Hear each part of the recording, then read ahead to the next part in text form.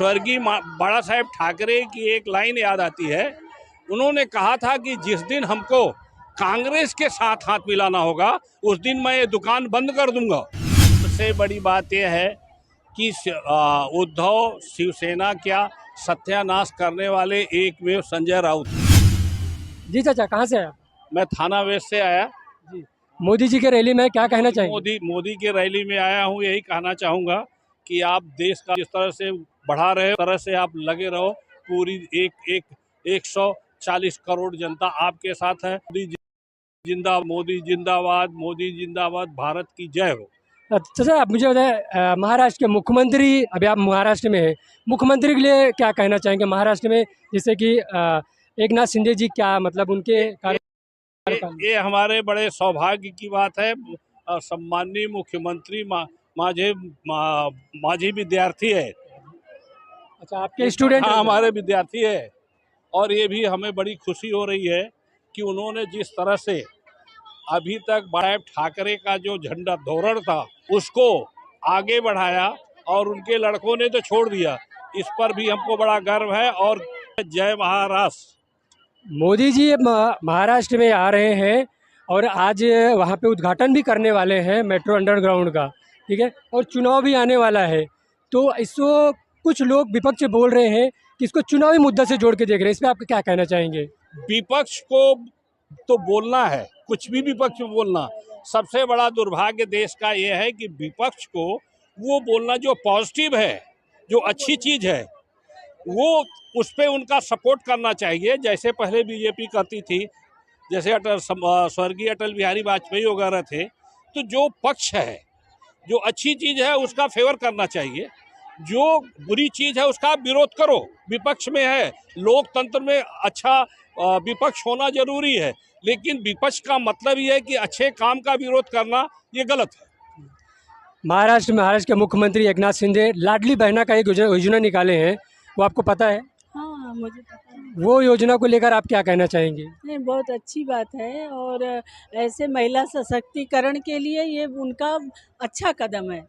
और कम से कम इस कार्यक्रम में महिलाओं की भीड़ देख करके तो यही प्रसन्नता है कि आगे मोदी, जय योगी, जय एकनाथ शिंदे, सभी मतलब अच्छा है। भारत के विकास के लिए महिलाओं का सशक्त होना अच्छा है और ये सरकार महिलाओं के लिए कर रही है, मतलब जितना हो सकता है। अब एक सरकार भी अपने नियम कानून से बधी हुई है, लेकिन जिस तरह की आप भीड़ देख रहे हो तो सच में सारी बहनें महाराष्ट्र की आज यहाँ पे उपस्थित हैं। इतने धूप में, इतने परिश्रम में, इतनी गर्मी में, ये तो बहनों के लिए किया गया है। तभी तो ये भीड़ देख के आपको क्या लगता है? क्या अभी 1 साल के बाद में महाराष्ट्र का चुनाव है? डॉक्टर मीरा पांडे, मैं यहाँ थाने में और ये अपना बॉम्बे यूनिवर्सिटी में पढ़ाती हूँ और मैं ये कहना चाहती हूँ कि ये कार्यक्रम जो है महिलाओं के लिए अति उत्तम है और आगे भी ऐसा होना चाहिए। ये रैली महिलाएं सशक्त हों। जो महिला अपराध हो रहा है उसके लिए भी कदम आगे, महिलाओं आगे नहीं आएंगी तो उनके प्रति ऐसा होता रहेगा, घरेलू हिंसा होती रहेगी, उनका जगह जगह शोषण होता रहेगा। जब वो आगे आएंगी, अपनी बात बोलेंगी तो अच्छा है। ये 2024 में अभी चुनाव है, ठीक है, 2026 में सॉरी, और इतनी सारी महिलाएं आज नरेंद्र मोदी को देखने के लिए पहुंच रही हैं। क्या कहना चाहेंगे? 2026 में फिर से एकनाथ शिंदे की सरकार बनेगी? नहीं बनेगी, निश्चित बनेगी। जैसा चल रहा है सारा कुछ देखते हुए, विपक्ष की अपनी बात है, लेकिन जैसा महिलाओं को जितना सम्मान मिल रहा है उस हिसाब से देखते हुए बनेगी सरकार। अच्छा, एक सवाल आपसे पूछना चाहूँगा। विपक्ष जैसे कि अभी जो महाराष्ट्र के जो विपक्ष में बैठे हैं, नाम ले लूँ डायरेक्ट, मैं जैसे बताऊँ, आप नहीं लोगे तो मैं लूँगा। हाँ, संजय राउत जी एकनाथ शिंदे के ऊपर बहुत मतलब अभद्र टिप्पणी की थी। जैसे आपने सुना होगा कि उनके तो कई बाप हैं, हमारे तो एक बाप, ऐसे कई बहुत विपद मतलब भद्दी टिप्पणी की थी। इस पर क्या कहना चाहिए? क्या इस तरह राजनीति में बोलना चाहिए? क्या इस तरह की भाषा शोभा देती है? सबसे बड़ी बात यह है कि उद्धव शिवसेना क्या सत्यानाश करने वाले एकमेव संजय राउत है। संजय राउत खुद नहीं समझते हैं कि जब वो महाराष्ट्र का लेवल का अपने को लीडर मानते हैं तो उनको क्या बोलना चाहिए, उनका असर पब्लिक के ऊपर क्या होगा, आवाम उसको किस तरह से लेगी, उनको आज तक यही मालूम नहीं है। एक मुख्यमंत्री पूरे महाराष्ट्र में एक मुख्यमंत्री बनता है, तो आप जो बोल रहे हो व्यक्तिगत शिंदे साहब को नहीं बोल रहे हो, आप मुख्यमंत्री को बोल रहे हो। वो प्रधानमंत्री पर कमेंट करते हैं। पूरे वर्ल्ड में मोदी का सम्मान है और आज उस टक्कर का पूरे वर्ल्ड में एक भी नेता नहीं है। एक आज खास बात देखिए, यूक्रेन और इसका रूस की जो लड़ाई हो रही थी उसमें जो है मोदी साहब ने लड़ाई रोक करके दोनों देश ने माना और पूरे के पूरे अपनी जनता को ले आया और भारत का नाम लेके पाकिस्तान के भी लोग आए। ऐसे नेता के भी खिलाफ अगर संजय राउत बोलते हैं तो उनके दिमाग को हम क्या बोल सकते हैं। उनको ऐसा नहीं बोलना चाहिए। भविष्य जब लीडरशिप कर रहे हो उनका, तो हमको लगता है लीडरशिप नहीं लोडरशिप है। उन्होंने सबसे ज़्यादा उद्धव शिवसेना का सबसे ज़्यादा नाश उन्होंने किया है।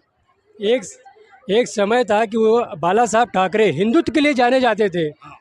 आज वो समय है कि अगर बाला साहब के बनाए हुए कार्टून को लेके बाला साहब की कोई भी चीज़ें अगर सोशल मीडिया पर शेयर कर दी जाए तो इसके ऊपर FIR हो जाती थी, जिस समय उद्धव ठाकरे की सरकार थी। यानी खुद के पिताजी के बनाई हुई चीज़ या फिर खुद के पिताजी के बोले हुए वाक्य अगर शेयर कर दी जाए तो FIR हो जाती थी।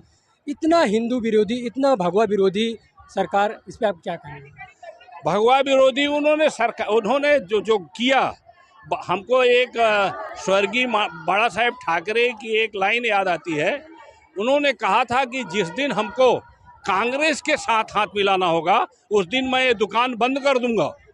और स्वर्गीय बाला साहेब ने मोदी के लिए कहा था कि एडवाणी साहब, अगर मोदी गया गुजरात गया, मोदी गया गुजरात गया, इस तरह के लीडर को, और आज तक प्रधानमंत्री जी ने स्वर्गीय बाला साहेब ठाकरे हिंदू हृदय सम्राट के अगेंस्ट में कभी भी एक लाइन उन्होंने बोला नहीं है। कारण कि दोनों का एक धोरण था, जो हमेशा विरोध में रहा उसके साथ जाकर के उद्धव ठाकरे ने हाथ मिलाया। वहीं पर सबसे ज़्यादा स्वर्गीय बाला साहेब ठाकरे की आत्मा उनको बद्दुआ देती होगी कि दुआ देती होगी, ऐसा उनको नहीं करना चाहिए। अभी भी अच्छा है, उनको बाला साहेब ठाकरे की तरह उनको प्रधान उन्होंने कभी पद की तो उम्मीद नहीं की। बाला साहेब ठाकरे की तरह इनको क्या ज़रूरत थी, अपना आराम से एक जगह बैठते, बाला साहेब ठाकरे की तरह इज्जत रहती, मुख्यमंत्री बनाते बिगाड़ते जैसे बाला साहब ने किया। उनको पुत्र मोह में ऐसा किया, वो गलत है।